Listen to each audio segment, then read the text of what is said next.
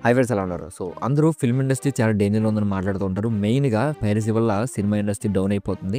So, cinema చచ్చిపోతుంది అన్నట్టు మాట్లాడుతుంటారు. నాకు అనిపించింది పర్సనల్‌గా చెప్పాలంటే జర్నలిజం. సో, ఫిల్మ్ ఇండస్ట్రీకి సంబంధించినటువంటి జర్నలిస్టులు ఎవరైతే ఉన్నారో వాళ్ళే సినిమాని చంపేస్తారు. ఎలా ఉన్నారంటే వాళ్ళు జర్నలిస్టులు కాదు, సైకోలు.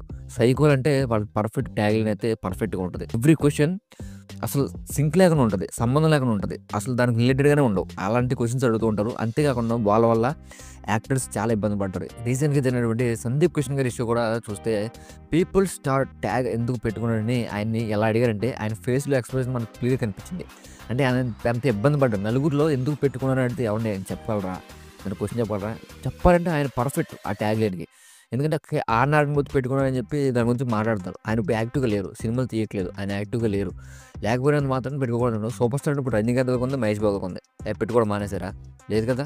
సో, సేమ్ ఇది అంతే కదా! సో, ఇలాగెందుకు మాట్లాడుకోకూడదు? అంటే ఒకళ్ళు పెట్టుకున్నారని చెప్పి ఇంకొకటి ట్యాగ్‌లు పెట్టకూడదా? పర్ఫెక్ట్‌గా సూట్ అవుతాడు కదా! ఎందుకు పెట్టుకోకూడదు? దాని దగ్గర వాళ్ళ దగ్గర సమాధానం ఉండదు. కానీ క్వెషన్ చేయడం వచ్చు. నలుగురిని ఇబ్బంది పెట్టడం వచ్చు. యాక్టర్స్‌ని ఇబ్బంది పెట్టడం వచ్చు. మొన్న అలాగే కిరణ్ అబ్బోరని. కొట్టినట్టు మాట్లాడుతున్నాడు. ప్యారడీ సినిమా ఎందుకు కొట్టినట్టు మాట్లాడుతున్నాడు. ఆయన ఆ జర్నలిస్ట్ ఎవడో గాని. సో, ఇలాంటి నంబర్ 1 ఫ్రాడ్ గాళ్ళు.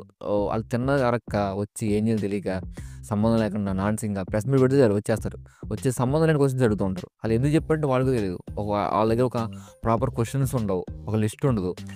మూవీకి సంబంధించి అడగరు. పర్సనల్ లైఫ్ అడుగుతూ ఉంటారు. ఆళ్ళు ఎందుకు వచ్చారో వాళ్ళకి తెలీదు. సో, వీళ్ళు this is the biggest danger ఏదైనా ఉందంటే ఈ జర్నలిస్టులు. జర్నలిస్టులు కాదు సైకోలు. సో, వీళ్ళ వల్ల ఫిల్మ్ ఇండస్ట్రీ మెయిన్‌గా చాలా అంటే చాలా డౌన్ అయిపోతుంది. సో, వీళ్ళ గురించి ఎంతసేపు తక్కువ భయ్యా. వేస్ట్. దే ఆర్ పారాసైట్స్ చెప్పాలంటే.